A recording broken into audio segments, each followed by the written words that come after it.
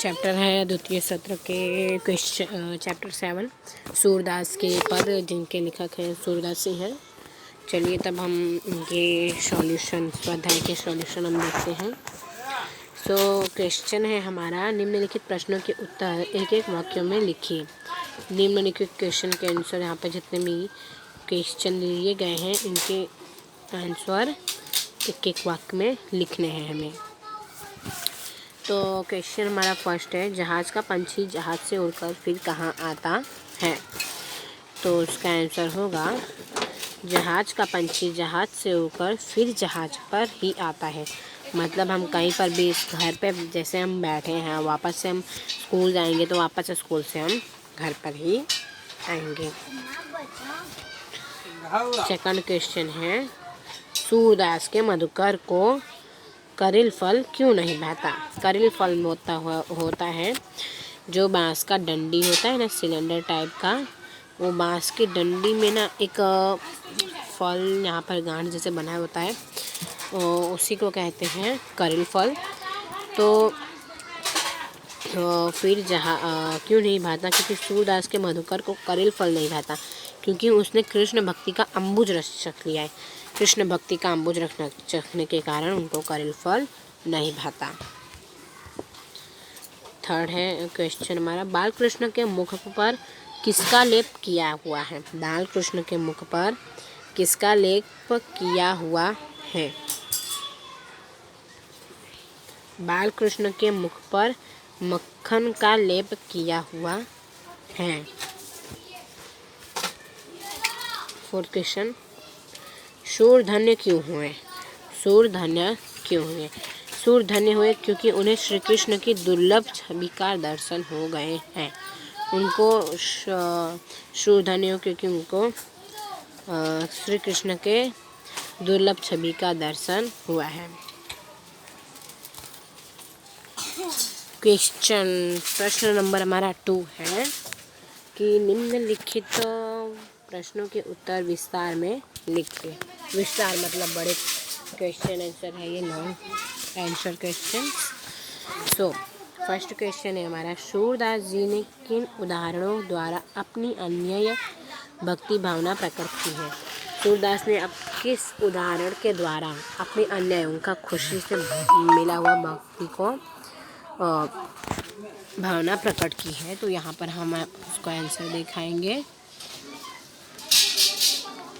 यहाँ पर आंसर इसका कुछ ज़्यादा बड़ा है। सो यहाँ सूरदास जी कहते हैं कि मैं श्री कृष्ण रूपी जहाज का पंछी हूँ, मैं उन्हें छोड़कर कहीं नहीं जा सकता। श्री कृष्ण की महिमा भूलकर और मैं और किसी देवता का ध्यान नहीं कर सकता। श्री कृष्ण जैसी गंगा का जल मिलने के बाद मुझे कुएं का जल पीने की चाह नहीं है। मेरा मन मधुकर श्री कृष्ण की भक्ति का अम्बुज रस चखने के बाद अन्य किसी रस की इच्छा नहीं कर रखता। मेरी प्रभु तो कामधेनु के समान, उन्हें छोड़कर मैं बकरी का दूध दूहने क्यों जाऊं? मतलब इसमें आपने चैप्टर पढ़ा होगा तो उसी के अनुसार इसमें आंसर दिए। इस प्रकार सूरदास जी ने उनके उदाहरणों द्वारा अपनी भावना प्रकट की है।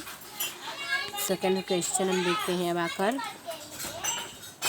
सेकंड क्वेश्चन है हमारा, बालक श्री कृष्ण के स्वरूप का वर्णन कीजिए। बालक श्री कृष्ण किस तरीके का उसका वर्णन करना है? तो ये बहुत इजी क्वेश्चन आंसर है और इसमें बहुत अच्छी तरीके से आपको दिखेगा कि बालक श्री कृष्ण का वर्णन क्या है। सो बालक श्री कृष्ण की मूर्ति बड़ी मनोहर है। अपने हाथों में मक्खन पिए घुटनों के बल चल रहे हैं। मतलब मक्खन अपने हाथों से पिए हैं और बाद में घुटनों के बल चल रहे हैं, छोटे थे इसलिए। उनके मुंह में मक्खन लगा हुआ है, उनके मुंह में मक्खन बहुत सारे लगे हैं। उनके गाल और आँखें चंचल हैं, उनके गाल और आँखें नटखट जैसे, उनके जैसे कुछ शरारत भरा हो वैसे चंचल है। उनके माथे पर गोरोचन का तिलक लगाया, गोरोचन मतलब चंदन का तिलक लगाया गया है उनके माथे पर। उनकी लटें मदमस्त भैरव जैसी सुंदर लग रही है। उनका जो लटे बाल हैं वो एकदम कर्ली हेयर इस तरीके के ऐसे करके हैं, बहुत सुंदर लगे। वो अपने गले में कठुला की माला पहने हुए, कठुला की माला वो पहने हुए हैं। इस प्रकार श्री कृष्ण की छवि अत्यंत मनमोहक है। थर्ड क्वेश्चन है हमारा, सूरदास अपने आप को धन्य क्यों मानते हैं? तो सूरदास अपने आप को धन्य क्यों मानते हैं? सूरदास श्री कृष्ण के अन्य भक्त की श्री कृष्ण के अतिरिक्त अन्य किसी का ध्यान नहीं करते। श्री कृष्ण मनमोहक छवि सदा उनकी आंखों में बसी रहती है। यह छवि उन्हें अनुपम सुख प्रदान करते हैं। श्री कृष्ण की इस छवि की दुर्लभ मानते हैं। उन्हें अपने प्रभु की इस अनोखी मूर्ति के दर्शन हुए हैं, इसलिए वे अपने आप को धन्य मानते हैं। अब है तत्सम रूप दीजिए। यहाँ पर तत्सम रूप पूछे गए हैं, तो इसका आंसर हम देखते हैं।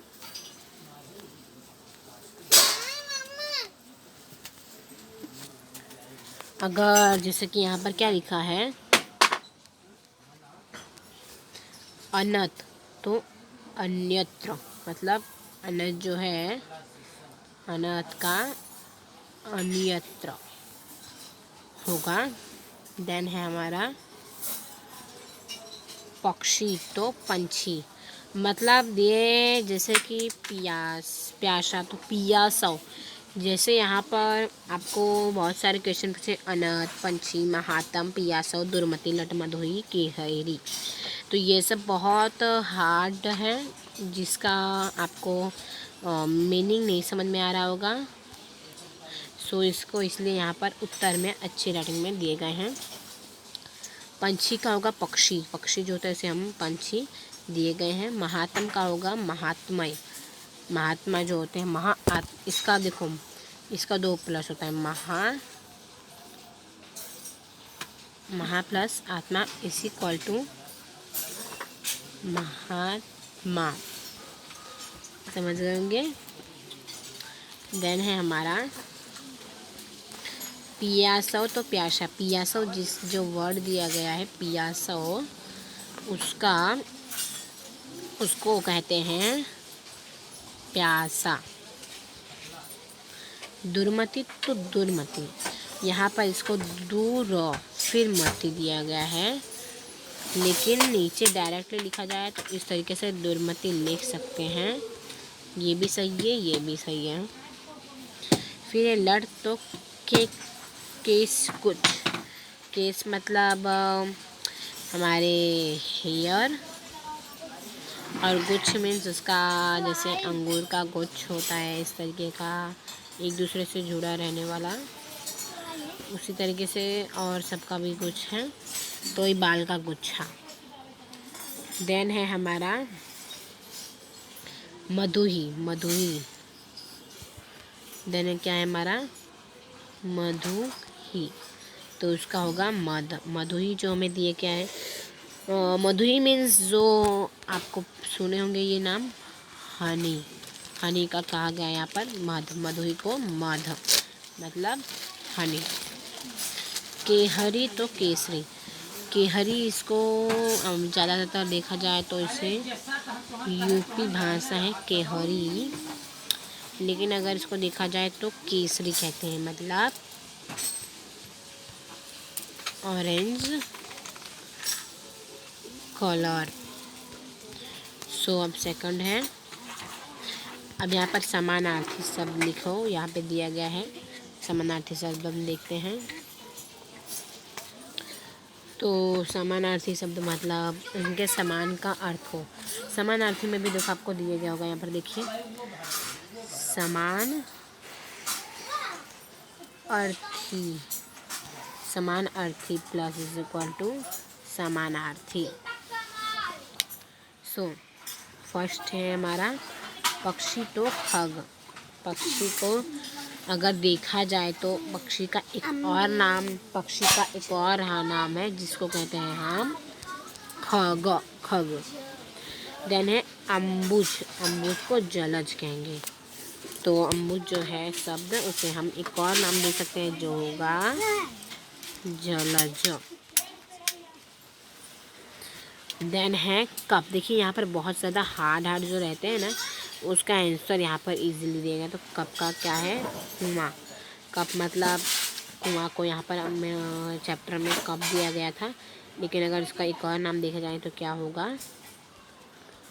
कुआं। देन है मधुकर। तो भ्रमर।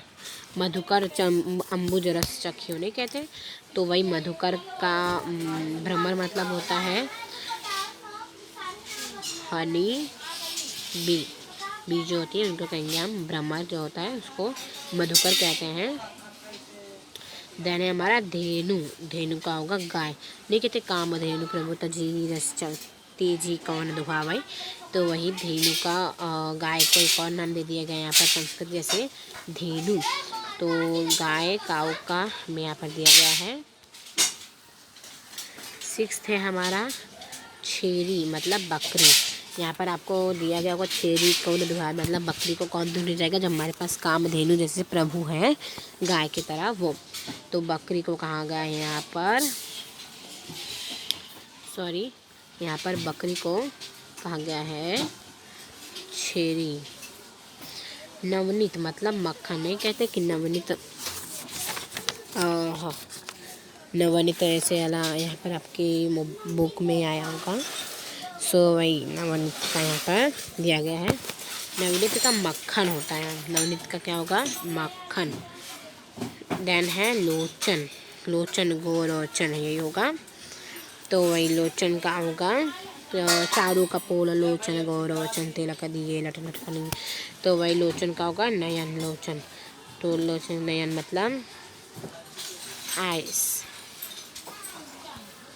देन है हमारा कंठ। कंठ मीन्स गला। ये तो आप जानते ही हो कि सरस्वती अगर कंठ में बढ़ जाए तो आप जो बोलते हैं वो सही निकलता है, ऐसा कोई कहता होगा, ऐसे होता नहीं है, मैं जानती नहीं हूँ। तो वही गला कंठ कहा गया है यहाँ पर। कठुला कंठ वज्र के हरि नखरा जतर चुरी ही है। देन है हमारा नरव। नरव का क्या होगा? नाखून। नरव भी यहाँ पर कहीं बुक में दिया गया होगा, नहीं दिया होगा तो भी आप पहचान जाइए कि जो अगर कहीं पर भी नरव शब्द आए वर्ड, तो हमें अपने नेल्स समझ लेने हैं। सो अब हमारा एक भी क्वेश्चन ये, तो अगर आपको हमारा ये चैप्टर मैंने आपको एक्सप्लेन करते हुए क्वेश्चन आंसर दिए, अगर अच्छा लगा तो प्लीज़ वीडियो को लाइक सब्सक्राइब करना ना भूलें।